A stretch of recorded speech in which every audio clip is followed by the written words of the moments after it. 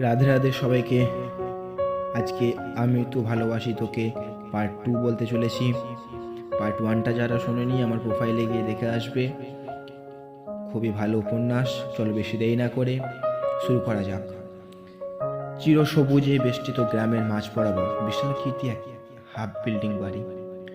নব টিনের চাল আর রঙিন দেওয়ালে চাকচিক্য দেখেই বাড়ির নতুনত্ব বোঝা যাচ্ছে।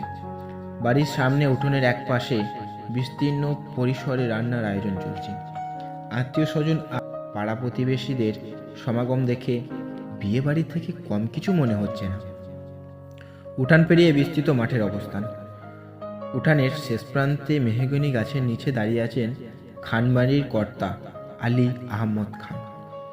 পরনে শুভ্র রঙের পাঞ্জাবি, মাথায় সফেদ টুপি। একমাত্র বাবা মায়ের কবর জিয়ারত করতে এসেছেন। নারীর টানে অতীতের কহল ভুলে প্রায় 30 বছর পর সপরিবারে গ্রামে এসেছেন তিনি। বাবা মায়ের কবর জিয়ারত করতে অসংখ্যবার কবরস্থানে এসেছেন ঠিকই, কিন্তু কখনো বাড়ি পর্যন্ত আসেননি। বছর 3 আগে দেখা এক দুঃস্বপ্নে পাষাণ মূর্তি ন্যায় মানবের মন বিগলিত হয়েছিল। আচমকা গ্রামের বাড়ি করার সিদ্ধান্ত নেন।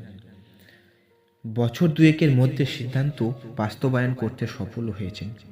গতকাল বিকালে গ্রামে এসে আত্মীয় স্বজন প্রতিবেশীদের বাড়িতে গিয়ে সবার সাথে দেখা করে দাওয়াত দিয়ে এসেছেন। শহরের ঝঞ্ঝাটময় প্রত্যাহিক জীবন ভুলে কিছুদিন জন্য সন্তানেরা যেন আনন্দময় জীবন উপভোগ করতে পারে, তার জন্যই তার এই অতিশয় আয়োজন। আলী আহমদ খান দুর্বোধ্য দৃষ্টিতে আকাশের দিকে তাকিয়ে আছেন। মঞ্জমেল খান অধীর পায়ে এগিয়ে এসে ভাইজনের পাশে দাঁড়িয়ে স্ফূর্তি কণ্ঠে শুধালেন, কি ভাবছেন ভাইজান? আলী আহমেদ খান চোখ নামিয়ে ভাইয়ের দিকে তাকালেন। মলিন হেসে বললেন, সুখ দুঃখে কাটানো দিনগুলো কথা মনে পড়ছে। কিছু মনে না করলে একটা কথা জিজ্ঞাসা করব? হ্যাঁ। তোমার কি মাহমুদার কথা মনে পড়ছে না? আলী আহমদ খান পরিপুষ্টিত চোখে ভাইয়ের দিকে তাকালেন, তবে কিছু বললেন না। মোজাম্মেল খান সহসা দৃষ্টিতে মাটিতে নামিয়ে নিয়েছেন। সন্তপর্ণে নিঃশ্বাস ছেড়ে শীতল কণ্ঠে বলতে শুরু করলেন, গতকাল বাড়িতে আসার পর থেকে কেন জানি না মাহমুদার কথা খুব মনে পড়ছে। এই বাড়িতে মাহমুদার ছোটবেলার সব স্মৃতি জড়িয়ে আছে, চাইলেও মন থেকে ভুলতে পারছি না। তোমার কি কিছু মনে পড়ছে না ভাইজান? আলী আহমদ খান কিছু বলার আগেই পেছন থেকে ছোট্ট ভাই ইকবাল ডাকলেন, ভাইজান রান্না প্রায় শেষ পর্যায়ে, তোমাদের ডাকছেন, আসছি। আলী আহমদ খান 1 সেকেন্ড দেরি না করে বাড়ির দিকে পা বাড়ালেন। মোজাম্মেল খান বুক চাপা শ্বাস ছেড়ে ছোট্ট ভাইয়ের দিকে তাকিয়ে জিজ্ঞাসা করলেন, তানভীর কোথায়? এখানেই তো ছিল, হয়তো কোথাও গিয়েছে। অপরিচিত জায়গায় এত ঘোরাঘুরি করার কি প্রয়োজন? ভাইয়া তুমি রাগ করছো কেন? আমি রাগ করছি না, তবে ভয় হচ্ছে। কিসের ভয়? খালের ওই পারের মানুষগুলো কেমন তুই কি জানিস না? গতকাল রাতে আমি আর ভাইজান বাড়ি গিয়ে দেখা করে এসেছি। কথাবার্তা স্বাভাবিকভাবে বললেও তাদের আচরণ ছিল অস্বাভাবিক। আমাদের দাওয়াতে আদৌ গ্রহণ করবে কিনা কে জানে। কার মনে কি চলে বলা তো যায় না। আমি তাদের বিষয়ে তানভীরকেও কিছু বলেছি। তানভীর বলেছে ওদিকে যাবে না, তুমি চিন্তা করো না। মোজাম্মেল খান স্বস্তির নিঃশ্বাস ছেড়ে আবারও প্রশ্ন করলেন, আবিরের সঙ্গে কথা হয়েছে? হ্যাঁ, কিছুক্ষণ আগেই কথা বললাম। আমরা সবাই গ্রামে এসেছি শুনে ভীষণ মন খারাপ করছিল। মোজাম্মেল খান মুচকি হেসে বললেন, মন খারাপ করাটাই স্বাভাবিক। গ্রামের বাড়ির করার পরিকল্পনাটা ভাইজানের মাথায় যে আবিরই ঢুকিয়েছিল। কি বলছো, সত্যি? হ্যাঁ, আবির থাকলে গোটা বাড়িটা আজ পরিপূর্ণ হতো। ঠিক বলেছো ভাইয়া, এখন চলো। বাড়ির কাছে পুরনো প্রাইমারি স্কুলের তালাবন্ধ রূপে সামনে উন্মুক্ত বারান্দায় মাহমুদা অন্যমনস্কভাবে আছেন। পিছন থেকে উৎফুল্ল এক পুরুষালী কণ্ঠে ডাকলেন, ফুপি। মাহমুদা হঠাৎ ঘাড় ঘোরালেন। লম্বা সুঠাম দেহের অধিকারী উজ্জ্বল বর্ণের এক যুবক দাঁড়ানো, গাল ভর্তি দাড়ি, অধর জুড়ে লেপ্টে আছে পুলকিত হাসি। মাহমুদা বসা থেকে উঠে দাঁড়িয়ে দ্রুত এগিয়ে গেলেন। যুবকের গালে হাত বুলিয়ে মোলায়েম কণ্ঠে ডাকলেন, তানভীর। তানভীর সালাম দিয়ে শান্ত গলায় জানাতে চাইলেন, কখন এসেছো? সালামের উত্তরে মাহমুদা জানালেন, এই তো কিছুক্ষণ। কল দাওনি কেন? জানলে আমি আগেই চলে আসতে পারতাম।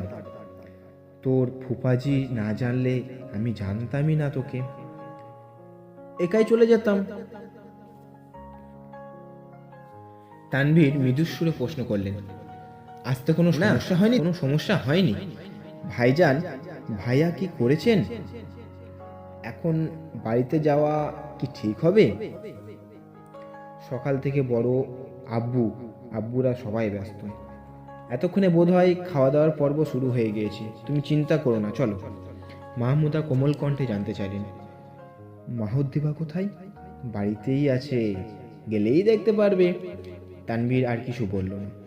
গ্রামের আঁকাবাঁকা রাস্তা ধরে বাড়ির উদ্দেশ্যে রওনা দিল। মাহমুদা খান নাক পর্যন্ত ঘোমটা টেনে তানভীরকে অনুসরণ করছে। মোজাম্মেল খানের একমাত্র ছেলে তানভীর, সম্পর্কে মাহমুদা খানের আপন ভাইপো। ভালোবেসে বিয়ে করার অপরাধে ভাইদের কাছে যিনি মৃতপ্রায়। মাস তিনেক আগে অনাকাঙ্ক্ষিতভাবে তানভীরের সাথে পরিচয় হয়েছিল মাহমুদ খানের। খানবাড়ির নিয়ম নীতি, বড় আব্বুর রাগ জেদ, ঊর্ধ্বে ছিল রক্তের সম্পর্ক। জন্মের পর এতগুলো বছর ফুপিকে না দেখা সত্ত্বেও অস্বীকার করতে পারেননি। বাড়ির মানুষের অন্তরালের ফুপির সাথে আবাধে যোগাযোগ রেখেছে। বাসার মানুষদের হঠাৎ গ্রামে আসা, বড় আব্বুর বিশাল আয়োজনের ব্যাপার জানিয়েছিল ফুপিকে। বাঁ পাঁজরের তীব্র ব্যথা আড়াল করতে একটুখানি সুখের খুঁজে ভাই ভাবিদের চোখের দেখা দেখতে এসেছেন তিনি। বাড়ির কাছে আসতেই ভিড় করে কিছু বললেন তানভীর, দ্রুত চলে গেলেন। তানভীরকে বাড়িতে ঢুকতে দেখেই আলী আহমদ খান উঁচু গলায় ডাকলেন, তানভীর। জি বড় আব্বু। কোথায় গিয়েছিলে? এই তো সামনে। মেহমানদারি করতে পারবে? জি পারবো। ঠিক আছে, যাও। তানভীর মাথা নিচু করে রয়ে শয়ে নিঃশ্বাস ছাড়ল। দাঁতে দাঁত দিয়ে জিভ কেটে ব্যস্ত পায়ে সরে গেলেন। সময় নিলেই বড় আব্বু নিকট ধরা পড়ার প্রবল সম্ভাবনা আছে। তানভীর মনে মনে বিড়বিড় করতে করতে হাঁটছে আর বারবার ঘাড় ঘুরিয়ে ফুপিকে দেখার চেষ্টা করছে। আচমকা স্মৃতিতে হোঁচট খেয়ে পড়তে নিল। হঠাৎ নরম দু হাতে আঁকড়ে ধরলেন তানভীরকে। অপ্রত্যাশিত ঘটনা এড়াতে নিজেকে সামলে চোখ তুলে তাকালেন। নীল আকাশে শুভ্র মেঘের মতোই সফেদ রঙের জামা পরে কাজল টানা চোখে দাঁড়িয়ে আছে মেঘ। ও আকাশের বুকে উড়ন্ত মেঘ নয়, তানভীরের একমাত্র বোন মাহদ্দিবা খান মেঘ। তানভীরের দুর্গতি দেখে মেঘ কপালে কুঁচকে নিরাশ কণ্ঠে শুধালেন, ভাইয়া তুমি কি চোখে দেখো না? তানভীর শান্ত কণ্ঠে বলেন, খেয়াল করিনি। মস্ত বড় সিঁড়িগুলো খেয়াল করনি? মন কোথায় তোমার? তানভীর শঙ্কিত নেত্রে ফুপিকে খুঁজেছে। মেঘের অহেতুক প্রশ্ন শুনে বিরক্তি নিয়ে তাকাল, কিন্তু একমাত্র বোনের মায়া ভরা চোখ আর মোহময় আনন্দ দেখে মুহূর্তের চেহারায় বিরক্ত ভাব সরে গেল। তানভীর ঠোঁটে অজান্তে হাসি ফুটল। মেঘ কৌতূহলী হয়ে জানতে চাইল, হাসছো কেন? তানভীর দীর্ঘশ্বাস ফেলে প্রশ্ন করল, কি হাসাও যাবে না? মেঘ ভেঙচি কেটে আদরণীয় কণ্ঠে বলল, হাসো, মন খুলে হাসো, আমি গেলাম। মেঘ চঞ্চল পায়ে উঠোনের দিকে ছুটল।